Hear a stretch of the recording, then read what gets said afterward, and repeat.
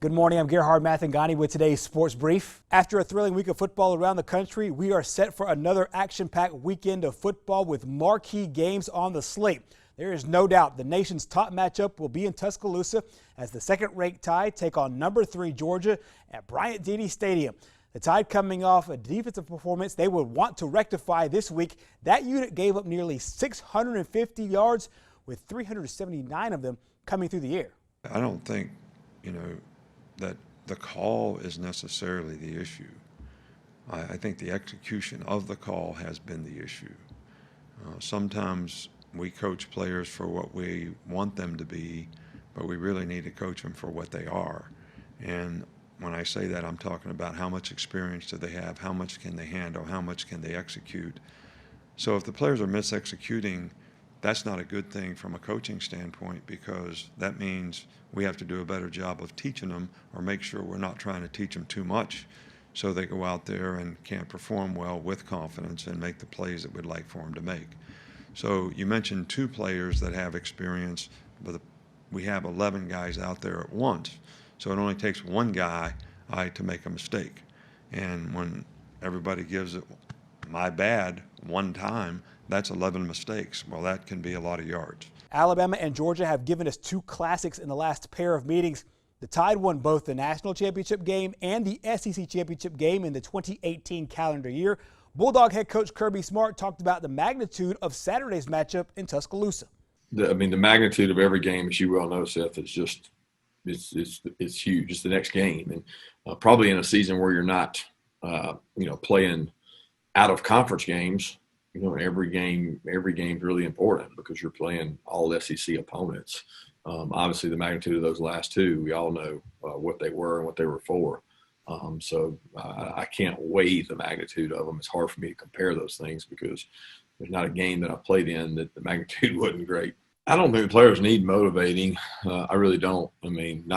Not for this game. In any scenario, they don't need motivating. It's 2 versus 3. It's Alabama versus Georgia. They realize what's at stake. So I don't think it's about the motivation. Again, I don't get into comparing the matchup, this one to the other ones. Those teams have almost completely turned over. When you look at their team and our team, there's not many guys that played in those games.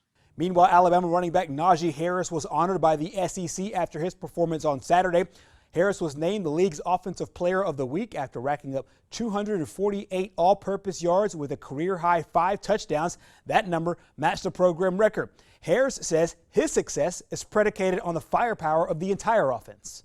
Well, this offense is built to prepare for every game, each game at a time. This offense is prepared to every time you get the ball, you make sure that all 11's doing their job. This offense is prepared to strike fear in opponents, to know that, hey, if he gives the guys the ball, if he gives the guys when the offense gets the ball, just expect that, it's going to be not just one player. It's going to be multiple players getting the ball. It's going to be multiple players making plays. It has to be a game plan for not just one player, but all the players across the field. And we try to be explosive as possible. Meanwhile, staying in college football, Troy quarterback Gunnar Watson was named the Sun Belt Conference Offensive Player of the Week.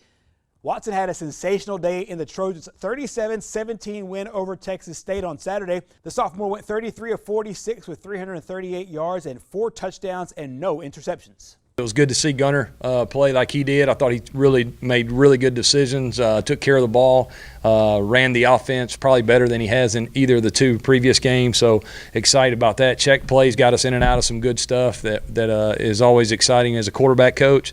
I thought, obviously Kalen Geiger, Reggie Todd made some big plays in the passing game, which we know they're very capable of doing that. I think his poise, man. I thought he was very poised back there, and really, that's really attributed to our O-line. I thought they protected him very well on the running backs, so he had time to set his feet and sit in there and read the play out or whatever we were doing. I thought he played with a lot of poise, really make good decisions, and I just thought he showed a lot of poise, a lot of confidence. I thought the more the game went, as the game played out, he got more and more confidence. Up next, Watson and the Trojans will face Eastern Kentucky out of the OVC Saturday at 2:30 on ESPN3.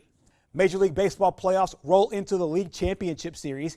Game 2 of the ALCS belonged to the Tampa Bay Rays' Manuel Margot. Bottom of the first inning, 2 on for Margot, and he crushes this ball to deep center field.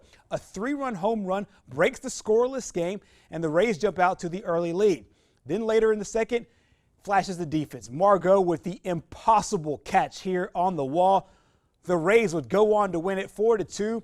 They claim a 2-0 lead in the series. And that is your sports brief this morning. Our program continues next.